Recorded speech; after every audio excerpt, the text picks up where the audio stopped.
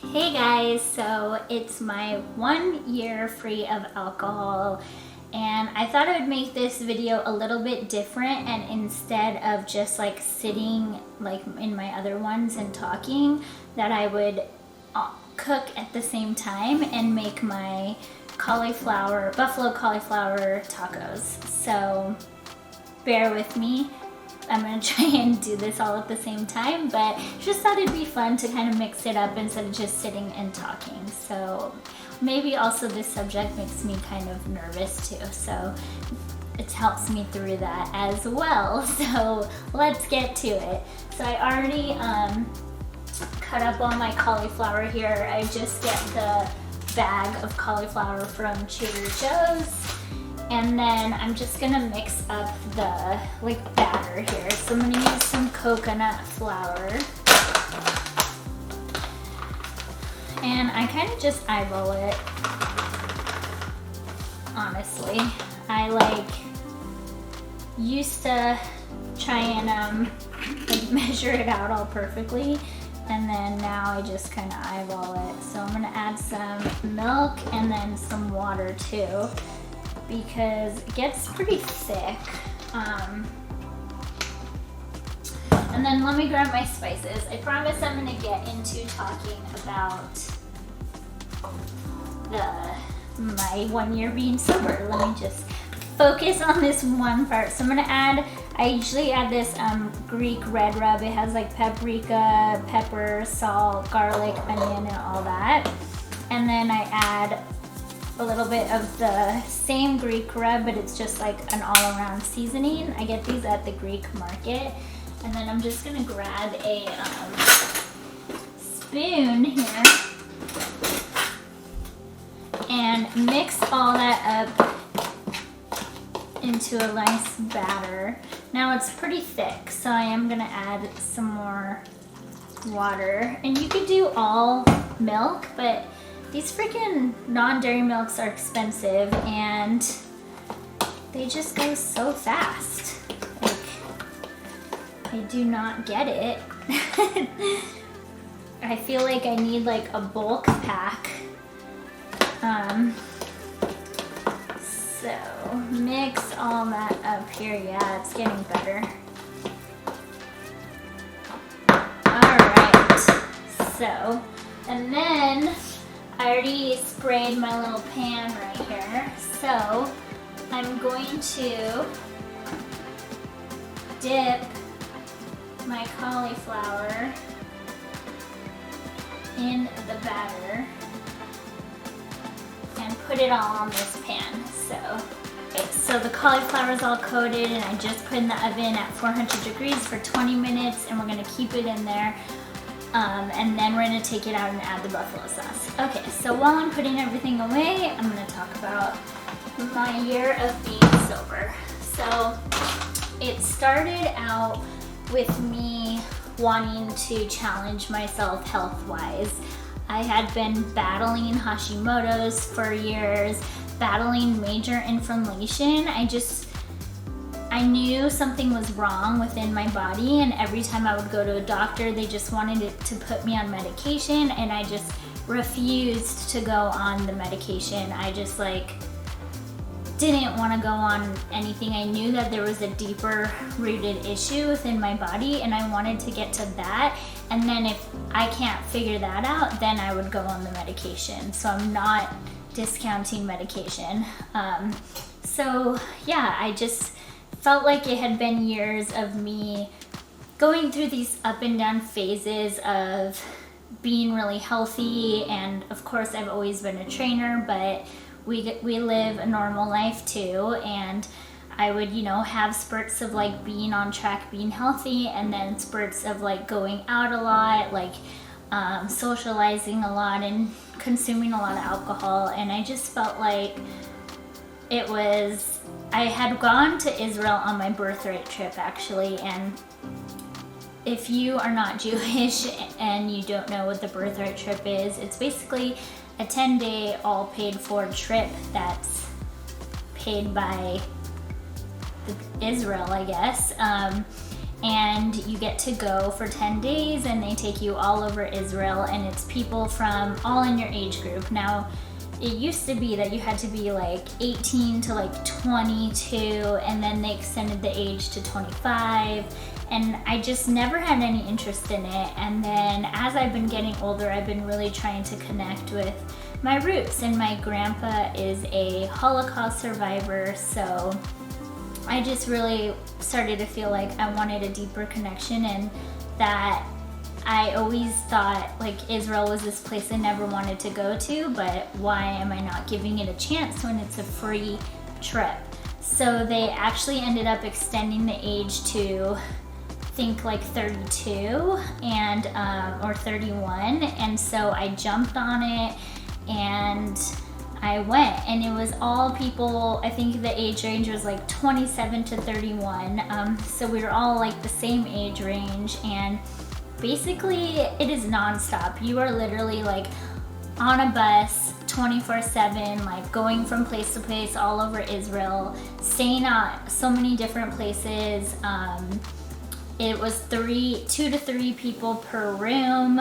I made amazing friends, but it was also like as if like we were reliving college days, and you're just with the same like it was like 40 of us, and you're with those same people 24 hours a day for 10 days. So it's like being on a reality show where you get so close to people so fast because you're with them every second of the day. And every second we had, we were like drinking and bonding together and socializing, and that always involved alcohol the entire trip. And I just feel like I really overdid it in Israel, because Israel is, you know, it was like this experience that I had never experienced before, with new friends, and pretty much all of us were into, you know, drinking and socializing. And so after the birthright trip, I just kind of felt like, okay, like I need to chill. I was actually still in Israel. I stayed longer than the birthright trip, and I started to just like really cleanse my body. And so I got back from Israel, and I felt like I was back to my healthy routine, and I really like detoxed.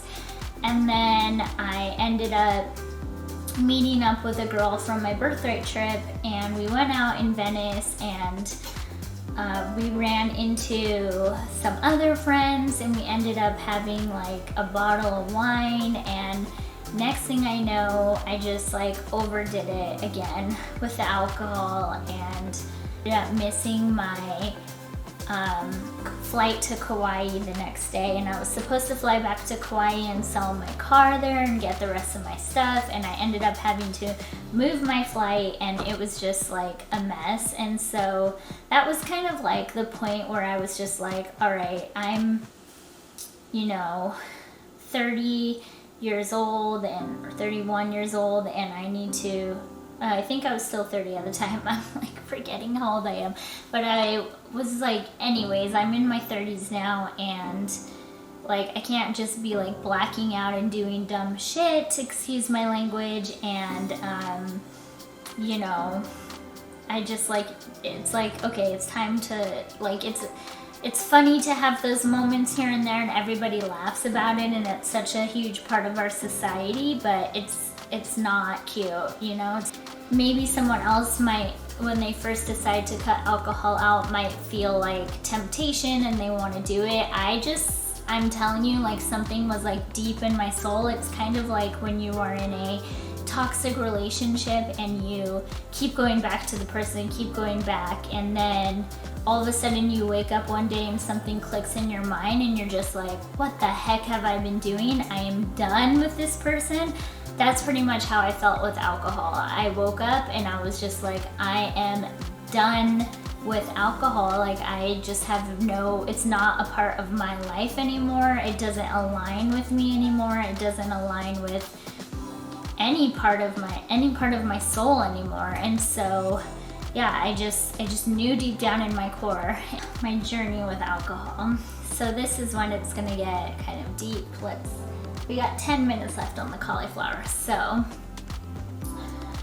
Okay, so basically some people like drink and party when they're teenagers, young, and me and my friends were really innocent, and we never really like did any of that stuff. I mean, honestly, we would get together and have pool parties and play Dance Dance Revolution and play Mario Kart and, video games, and we were all about that life, and we kind of had this innocence to us. I remember one of our friends, she was like a little bit more ahead of us, and she had boyfriends and all these things, and I just felt so behind. I mean, I didn't have my first kiss till I was like 18 years old. So yeah, I would say I was like pretty innocent, and for, compared to a lot of kids, and basically, had never like touched alcohol, and I guess you would say like after high school. So if you watch my grief video, you will know all about my journey with my dad dying of ALS, and he died when I was 18 years old, and I had alcohol a couple times before that,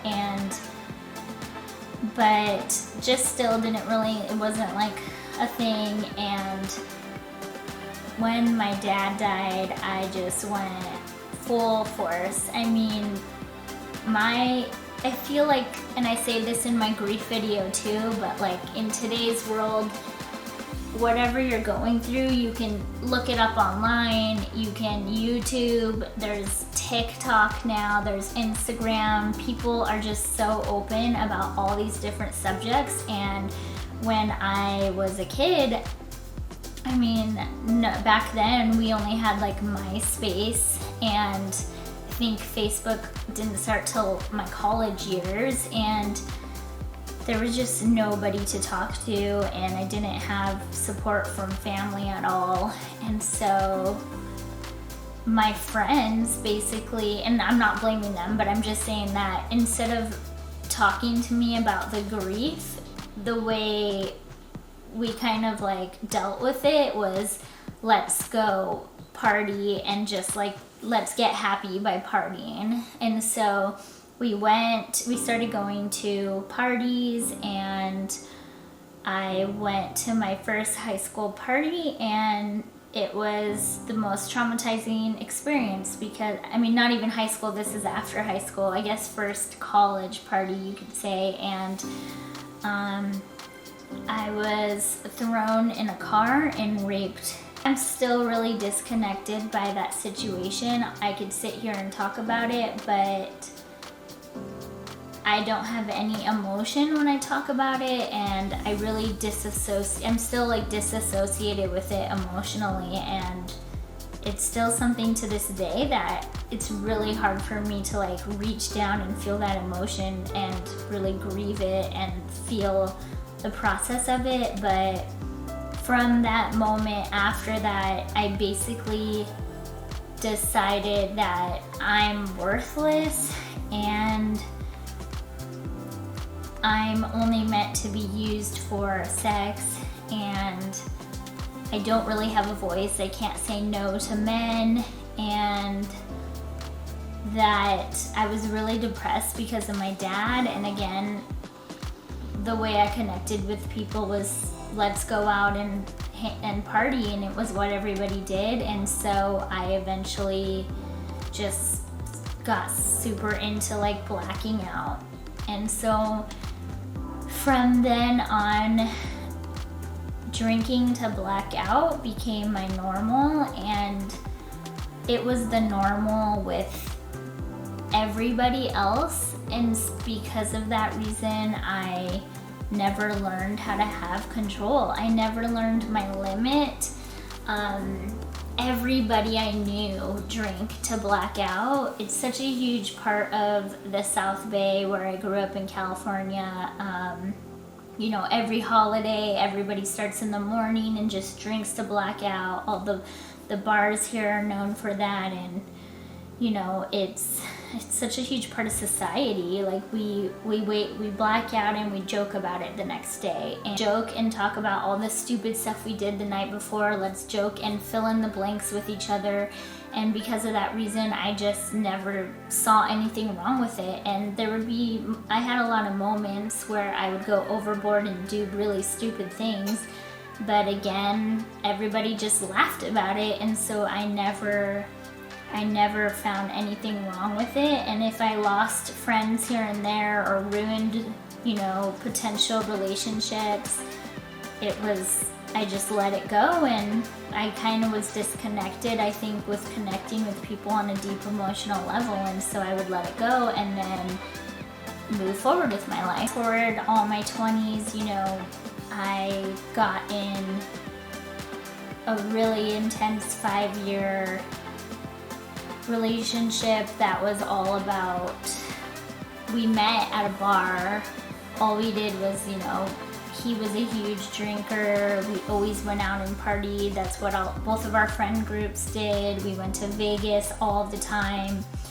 That was the way we connected again. And so that relationship became abusive on a physical and mental level, and it really messed me up. And before him, I had a boyfriend for about a year that did the same thing to me, and just like, the first one didn't physically abuse me, but he basically told me that I was ugly every single day, would show me pictures of women and tell me that I'll never compare to them. And so my self-esteem was already pretty low, and then when I got with my boyfriend of 5 years, and he slowly started to show his narcissism and abuse, my self-esteem was already so low that I didn't have the strength to leave.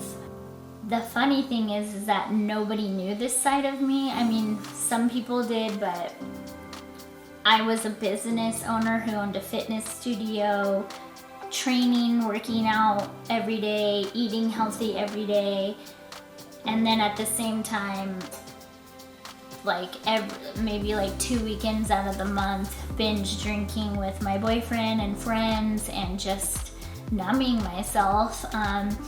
And I never bought alcohol on my own and drank by myself. I've never done that before, but I would go out with friends, go out with my...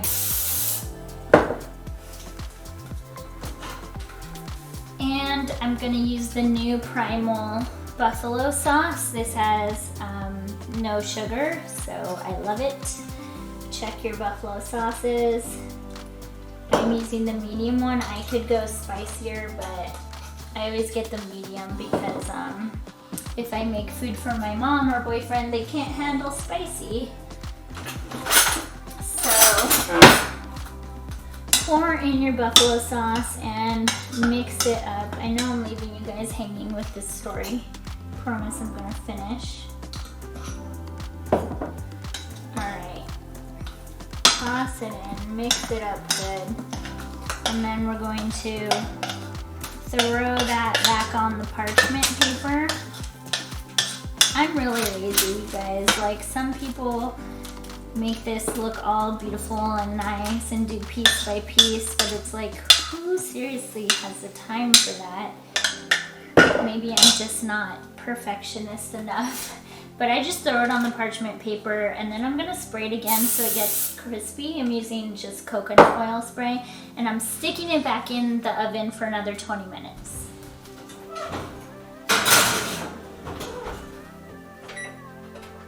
So basically,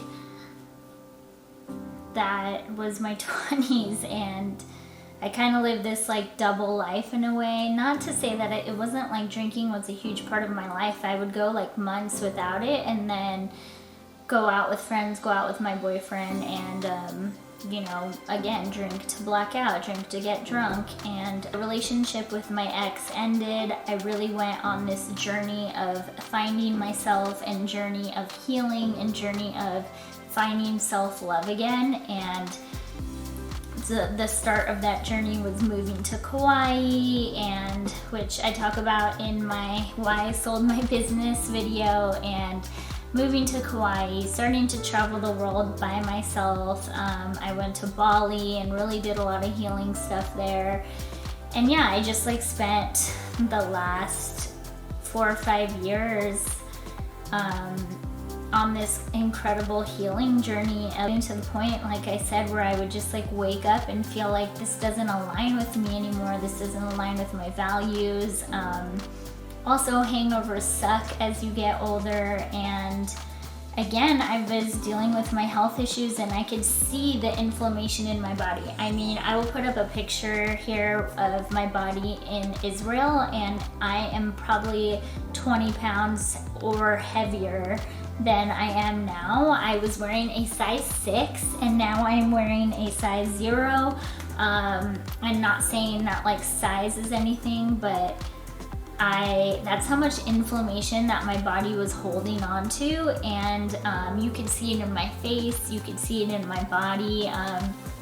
I have always been really small, and I've always worked out so consistently and hard, and no matter what I did, my body was holding on to that inflammation. And now alcohol was like the start of focusing on my inner health and healing on such a deeper level through my mind, body, and soul, and my starting of removing the inflammation from my body, and it has done wonders.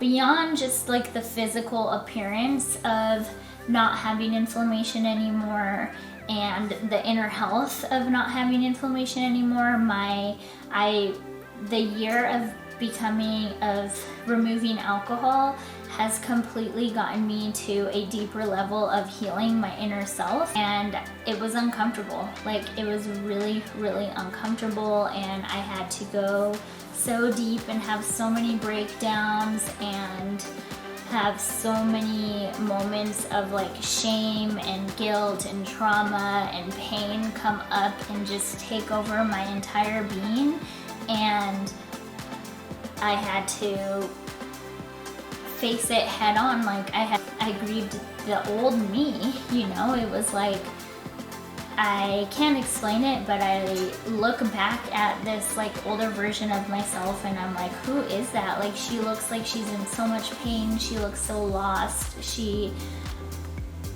looks so like not confident, and she's trying to fit in so much. Like, she just wants connection and to fit in so much that she's willing to not respect herself. And I look at that old version of me and I'm just like, my heart breaks for her, and I have to grieve her. No temptation to have alcohol again. Whether it's gonna be a permanent thing, I don't know. I do feel as if I were to have a glass that I have complete control now, because I have no desire. I'm in such a completely different mindset. I have no desire to go overboard. I have no desire to have more than one drink. But as of right now, I don't have a temptation or desire. Honestly, something else I wanted to mention is the beginning of my journey. I went back to Israel, and it was a true test in, you know, meeting new people and like hanging out with friends and stuff that I had met there in my previous trip, and I had already decided to not have alcohol. And so when I was there, I actually went out to bars and clubs numerous times, alcohol free. And what my advice would be with that is that, because you don't want to feel like you have to avoid situations and all of that. Like, if you want to see people and hang out with friends, do it, depending where you are in your journey. But my advice with that is remember your why, and remember how amazing it is to be able to stand in your true power and be out with friends and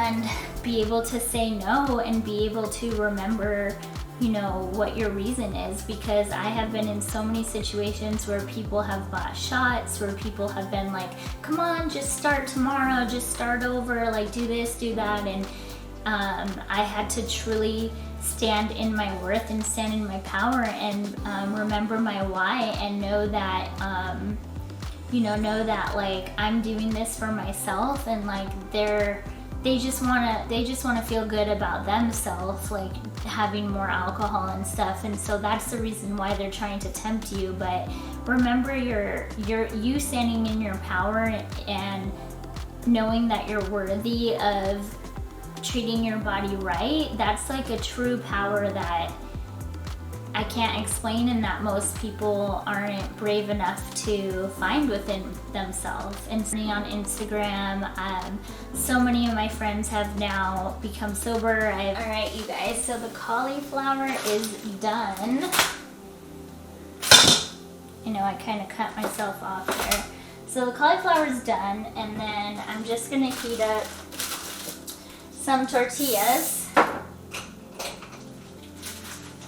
Message me if you want support in this. Really look into, you know, why you consume alcohol, why you escape from yourself, and why in your connections with the people in your life, if you're having true, deep, valuable connections, or if you're having connections with people, you know, just party friends, or just like those go-to friends that you go out with and have drinks with, like are you having true deep connection with those people? You're craving that deep connection, like how can you find that, and what are you doing that's preventing that? So I wanted to show you guys the final product. I loaded up some cauliflower, cilantro, avocado, and I squeezed some lime juice, and then I'm just gonna add some hot sauce to finish it out, and those were my cauliflower tacos. It takes 40 minutes to make the cauliflower, but once that's done, you are good to go, and you can make a whole batch for the week, so you don't have to wait for that time. But yeah, this is it, and if you haven't already, subscribe to my YouTube channel below. Click to get notified when I come out with new videos.